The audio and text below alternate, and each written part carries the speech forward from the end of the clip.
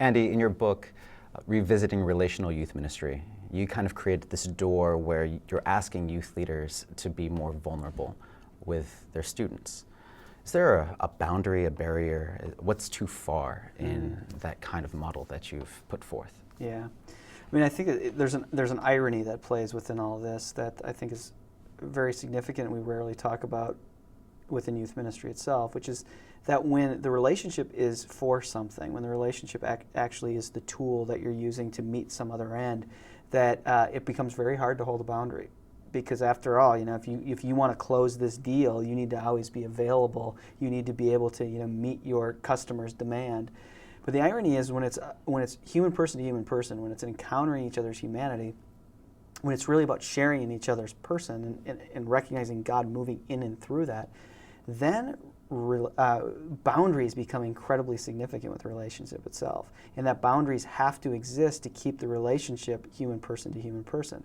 And so I am actually pushing us to articulate and wrestle with young people, wrestle with the faith story, wrestle with our own faith story before young people, to wrestle with our own questions of doubt and fear with young people. But we have to do that by respecting the boundaries and the barriers between us. And I think one of the things we really have to help youth workers, and we have to think of ourselves, is that actually boundaries are essential to relationship.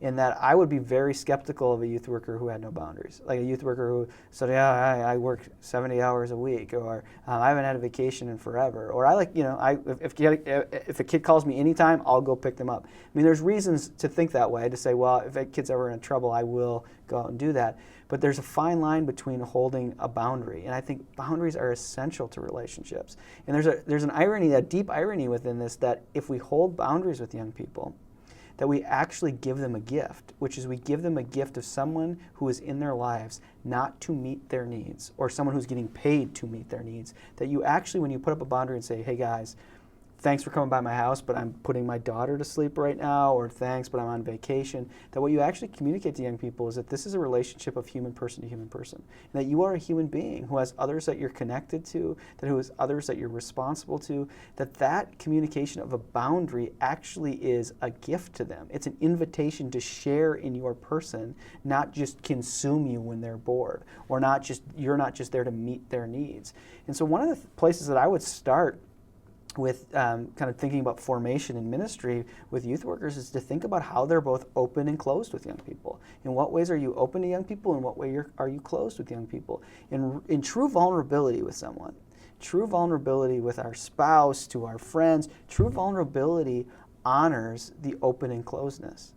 It's not really vulnerability if you just puke all of your experiences all over somebody. I mean, that actually is kind of corrosive to relationship itself. That true relationship honors the open and closedness, and vulnerability comes within that, where I don't confuse, you don't exist simply to take on all of my issues. Like, you're not there as my trash can to dump all this stuff. And so I think it does take some reflection on how do we share these fears and doubts with young people. How do we actually do that, and do that in a way that respects the power dynamic between an adult and a kid, but also really respects their humanity? And we've probably all had experiences where people you said, hey, how you doing? And I said, terrible, blah, blah, blah, and they just kind of puke this stuff on you. You're like, well, thank you very much. Like, that becomes fundamentally inappropriate and actually pushes away from relationship. So there is this kind of sensitivity to this open and closed dynamic, and there's some things